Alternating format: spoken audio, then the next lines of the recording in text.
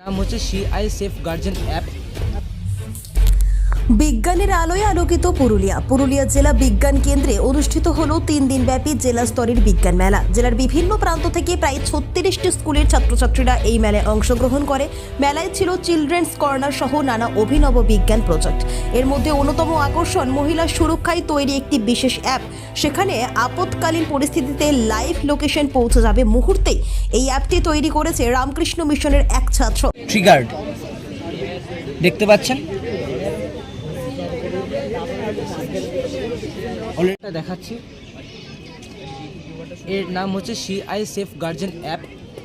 তো এটা আপনারা যখন এই ডিভাইসটার সাথে কানেক্টেড হবে, আমাদের এই ডিভাইসটার সাথে কানেক্টেড হবে, তো আমাদের এর লোকাল অ্যাড্রেস পাঠাতে থাকবে। তো কোথায় আছে সে আমাকে দিতে থাকবে আই অ্যাম হেয়ার করে।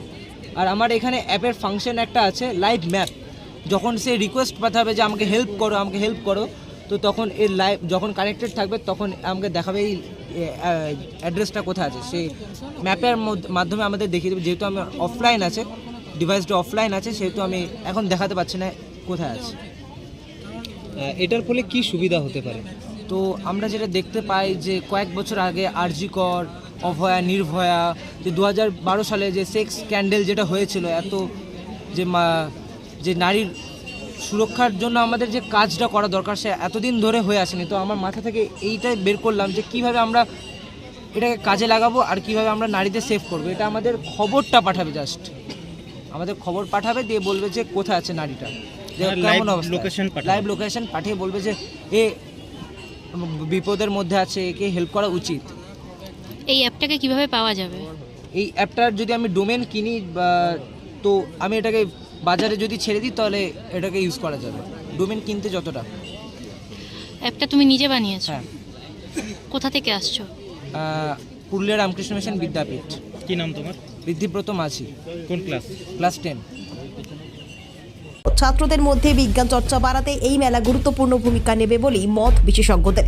এই সায়েন্স ফেয়ারে উপস্থিত ছিলেন রামকৃষ্ণ মিশনের মহারাজ, জেলা বিজ্ঞান কেন্দ্রের আধিকারিক ধ্রুবজ্যোতি চট্টোপাধ্যায়, সিধু কানু বিরসা বিশ্ববিদ্যালয়ের উপাচার্য পবিত্র কুমার সহ বহু বিশিষ্টজন।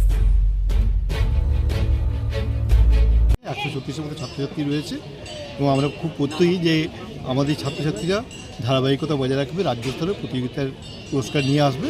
কারণ বিগত বছরগুলোতে এই ধারাবাহিকতা রয়েছে, আমরা আশা করব আমাদের এই ধারাবাহিকতা অক্ষুণ্ণ থাকবে। মোটামুটি কতগুলো স্কুল অংশগ্রহণ করেছিল? এখানে 36টা স্কুল অংশগ্রহণ করেছে চিলড্রেন্স কর্নার নিয়ে। পুরুলিয়াতেই একমাত্র ক্ষুদেদের জন্য চিলড্রেন্স কর্নারের আয়োজন করা হয়েছে। পুরুলিয়াতে বিজ্ঞান চর্চায় এতে কতটা অগ্রগতি আসবে ছাত্রছাত্রীদের? আমরা প্রত্যয়ই নিশ্চয়ই ছাত্রছাত্রীরা অংশগ্রহণ করছে, হাতে কলমে কাজ করছে, নিশ্চয়ই বিজ্ঞান চর্চা অগ্রগতি আসবে। আমাকে